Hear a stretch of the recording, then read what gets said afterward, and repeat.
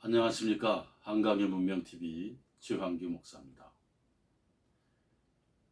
요즘 시대에는 영어는 기본, 또 중국어는 필수인 시대에 살고 있습니다. 스위스 같은 나라의 어린이들은 접경지대에 여러 나라가 접경되어 있기 때문에 4개 국어, 5개 국어는 아주 유창하게 구사한다고 합니다. 유대인들 또한 가정에서 여러 개 나라 언어를 어릴 때부터 생존의 한 방법으로 언어를 가르쳐서 유창하게 실력을 길러주고 있습니다. 오늘은 영어에 대해서 어떻게 하면 영어를 잘해서 일생 살아가면서 우리의 삶을 잘 영위해 나갈 수 있을까 하는 부분을 함께 생각해 보고자 합니다. 이런 이야기가 한국사에 있습니다. 수학은 대학을 결정하고 영어는 평생을 좌우한다. 이 말을 언뜻 들으면 이게 무슨 말일까 생각하는 분들이 있을 텐데, 대학을 가려면 수학을 잘해야 된다는 것이죠. 그렇지만 영어는 평생을 좌우하는 그것이다 하는 뜻입니다. 1년에 한국에서 1년에 영어를 배우기 위해서 이 사교육비, 학원비, 사교육비에 드는 비용이 15조 원가량 든다고 합니다. 그래서 사람들이 재밌게 얘기합니다. 기저귀를 차자마자 영어를 가르쳐야 된다. 영어를 배워야 된다. 이런 얘기까지 할 정도입니다. 심지어 영어를 잘하기 위해서는 영어 발음을 잘하기 위해서는 이 자녀들의 혓바닥 수술도 마다하지 않는다고 합니다. 어릴 때부터 3살부터 몇 개월부터. 그러다 보니 부모들은 등골이 휘고 아이들은 엄청난 스트레스 속에서 살아가고 있습니다. 3살, 4살 때부터 어린이 영어 학원을 보냅니다. 그런데 이 어린이 영어 학원 학원비가 한 달에 100만 원 이상이 든다고 합니다. 평균. 그리고 학원비가 한국에서 가장 비싼 곳이 강남구나 서초구라고 하는데, 거기에 어린이 영어 학원비가 한 달에 200만 원 이상 평균 그렇게 듭니다. 수학이라고 하는 것은 사실 대학 입시 이후에는 전공자 이외에는 안 쓰지만, 영어는 취업이라든가 시험이라든가 무역이라든가 승진이라든가 하는 데 있어서 계속 영어는 아주 중요한 그런 무기입니다. 또 요즘은 세계 여행을 자주 다니고 또 활동 무대도 세계이기 때문에 영어를 잘하는 것이 상당히 중요하다 하는 것입니다. 이 부모님들이 대다수가 영어를 어릴 때부터 시작하면 좋다고 하는 생각을 갖고 있습니다. 그래야지만 한국어처럼 우리말처럼 자연스럽게 영어도 습득할 수 있지 않겠냐. 이게 부모들의 이 불안감 때문에 그렇습니다. 부모님들의 극성이죠. 그래서 어린이를 대상으로 하는 영어 학원이 그 마을에 10군데가 생기면 그 근처에 어린이들과 청소년 대상으로 하는 이 정신건강 등을 다루는 의원들이 꼭 하나씩 생긴다고 합니다. 그게 무슨 뜻이냐? 이 영어 교육, 영어 조기 교육으로 인한 이 어린이들과 청소년들의 스트레스로 인해서 그걸 치유하고 상담하느라고 병원, 의원이 하나 생긴다는 그런 뜻입니다. 전문가들은 이렇게 얘기합니다. 한국인 대부분이 영어를 의사소통의 목적이 아니라 학교 성적을 올리기 위한 수단으로 이렇게 인식을 하고 있다고 하는 겁니다. 그렇기 때문에 영어 점수는 올라도 영어 실력은 늘지 않는 것이 우리나라 현실입니다. 그래서 어린이 때부터 초등학교, 중학교, 고등학교, 대학교 때까지 영어 공부를 하고 하지만 결과적으로는 헛고생 영어, 벙어리 영어가 우리의 현실이라고 하는 겁니다. 유럽을 보면 독일이라든가 프랑스, 이태리 등등 여러 나라가 서로 붙어 있습니다. 그래서 유럽 사람들은 이 환경, 지리적 환경이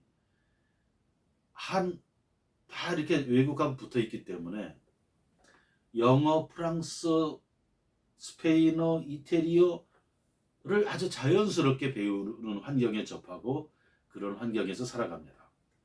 그렇지만 한국은 그런 나라가 아닙니다. 한국은 여러분 이렇게 국가와 국가가 붙어 있는 그런 형태의 나라가 아닙니다. 영어를 가장 잘하는 방법은 사실 영어를 모국어로 쓰는 나라에서 살아가는 것이 가장 좋은 방법이죠. 영어를 모국어로 쓰는 미국, 영국, 호주 이런 나라는 자연스럽게 거기에서 태어나면 그렇게 배우는 것이죠. 그리고 제2 외국어로 쓰는 영어를 제2 언어로 쓰는 나라가 있습니다. 필리핀이나 인도 그런 나라죠.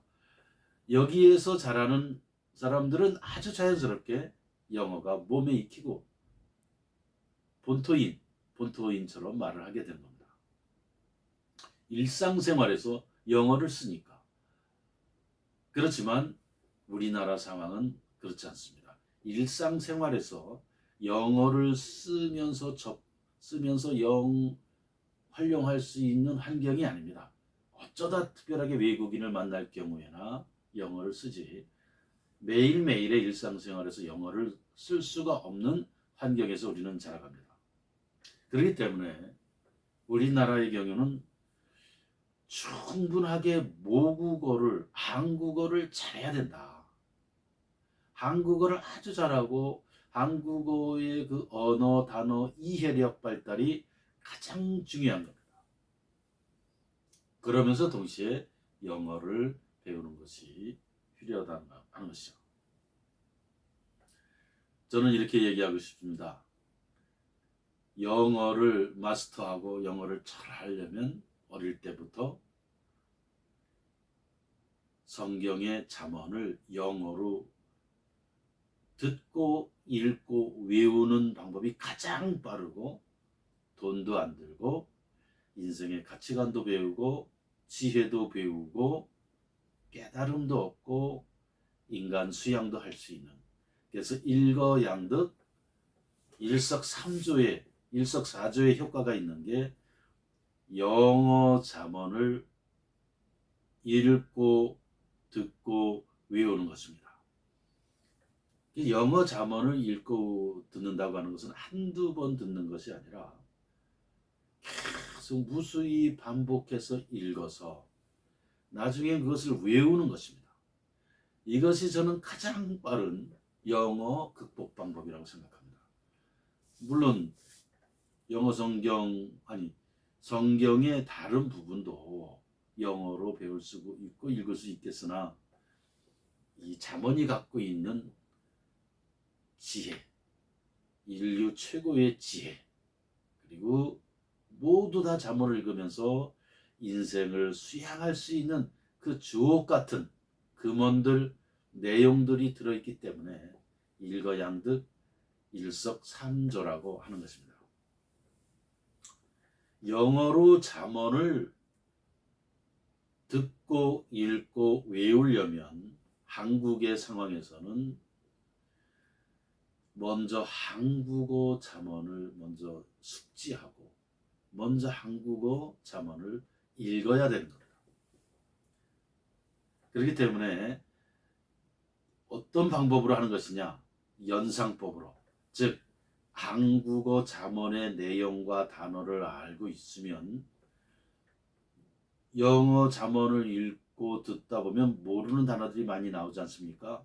그러면 자연스럽게 연상작용으로 모르는 영어 단어가 한국어 자문을 단어나 내용을 연상함으로써 자연스럽게 익혀가는 아주 가장 쉽고 최소의 비용으로 최고의 효과를 낼 수 있는 방법이다. 그렇게 생각합니다. 잠언 31장입니다. 이것을 영어로 다 외우게 되면 기본적으로 영어에 그 능통하게 영어를 하는 그 기본, 이 레일을 충분히 깔아준다고 할 수 있습니다. 그래서 거기에서 천변만화의 응용이 일어나는 거죠. 그렇기 때문에 가장 지름길의 방법이다. 그렇게 생각합니다. 예전에 조선시대 때 그리고 한 70년 전, 한 80년 전에도 한국에는 서당이라고 하는 것이 있었습니다. 서당은 아주 단순하게 공부 방법이 있어요. 아주 기초가 되는 천자문 혹은 동몽선습 혹은 논어맹자 중용대학 이거를 수십 번, 수백 번, 수천 번 읽으면서 반복해서 읽으면서 외우는 것입니다. 그래서 어떤 학문과 어떤 언어와 사상의 기초, 인생관의 기본과 기초를 아예 반석 위에 세우는 방법인데 영어도 마찬가지입니다.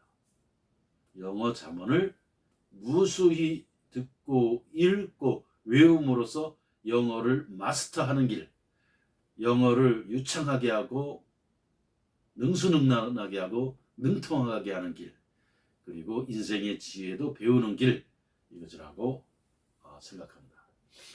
여러분, 영어로 잠언을 배우는 방법에 도전하십시오. 가장 쉬운 길입니다. 그리고 어린이들이 바르게 성장하는 길이기도 합니다. 한국은 진리와 자유의 문명입니다. 이 진리와 자유의 문명을 사랑하는 여러분, 그리고 미국 동포, 일본 동포, 유럽 동포 등 해외 동포들께서 이 황하의 물결의 책, 황하의 물결, 이 책을 꼭 읽어보시기를 부탁합니다. 이 책, 황하의 물결.